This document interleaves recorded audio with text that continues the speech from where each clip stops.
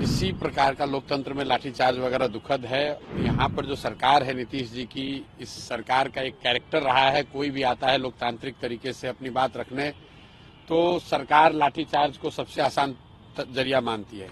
जो पूरा हल्ला हंगामा हुआ वो नॉर्मलाइजेशन को लेकर हुआ है और मुझे लगता है कि इसके लिए सरकार का दोष इतना ही है कि उन्होंने समय रहते लिखित में उसको क्लियर नहीं किया। सरकार की लापरवाही की वजह से ये सारी परेशानी हुई, क्योंकि सरकार को वो करना ही नहीं था। सरकार अभी क्लैरिफाई कर चुकी है कि हमें नॉर्मलाइज नहीं करना था। सरकार की जो कार्यशैली है, किसी बात को समय रहते क्लियर न करना, कोई आ गया डिमांड करने तो उस पर लाठीचार्ज करना या उससे बातचीत न करना, तो दुखद है, नहीं होना चाहिए। देखिए, पहले तो किसी प्रकार का लोकतंत्र में लाठीचार्ज वगैरह दुखद है, लेकिन यहाँ पर जो सरकार है नीतीश जी की, इस सरकार का एक कैरेक्टर रहा है, कोई भी आता है लोकतांत्रिक तरीके से अपनी बात रखने तो सरकार लाठीचार्ज को सबसे आसान जरिया मानती है।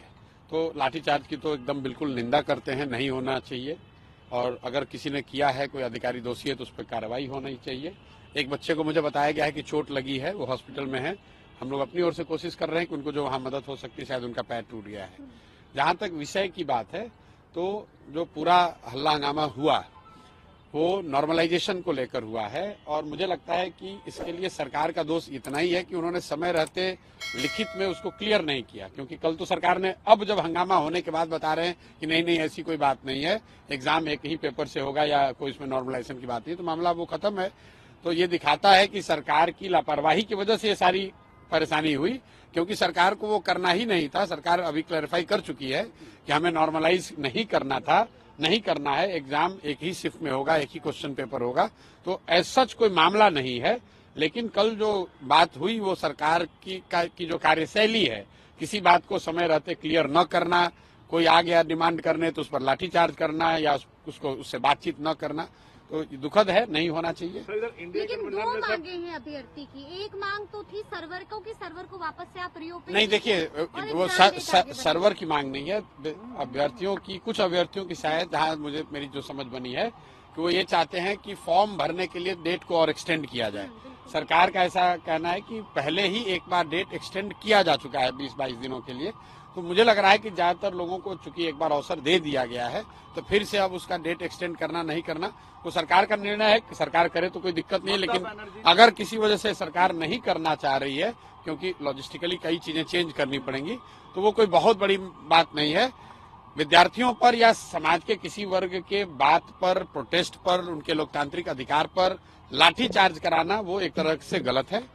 और ये हुआ इसलिए कि सरकार ने समय रहते हुए अपनी स्थिति को उन्होंने क्लैरिफाई नहीं किया।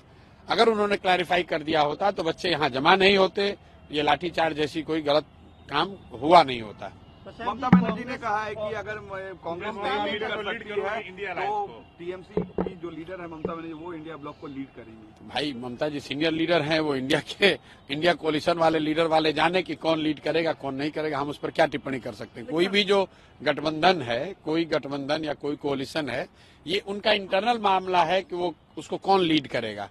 जहां तक हम लोग जानते हैं कि इंडिया अलायंस को कोई सच कोई एक व्यक्ति या दल तो कोई लीड कर नहीं रहा था।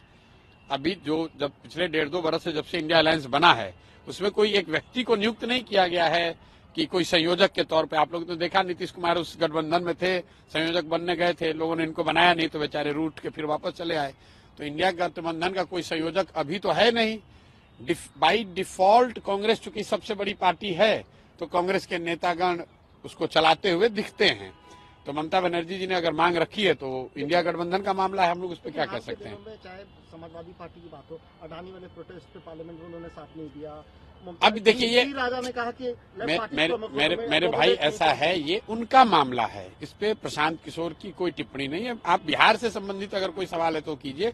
वो इंडिया गठबंधन में कौन किसके साथ है, कौन लीड करेगा नहीं करेगा, पार्लियामेंट्री फ्लोर पे उनका कोऑर्डिनेशन और लैक ऑफ इट का जो मामला है, उसमें हमारी कोई टिप्पणी नहीं। ममता बनर्जी नीतीश कुमार को फिर लाने में कामयाब हो पाएंगी क्या? भैया ये जाके, अरे भैया, नीतीश कुमार खुद नहीं जानते हैं कहाँ रहना है, ममता बनर्जी उनको क्या लायक है। महाराष्ट्र में लैंडस्लाइड विक्ट्री हुई है एनडीए की, कैसे देखते हैं इस फैसले को, जैसा मैंडेट मिला है महाराष्ट्र में?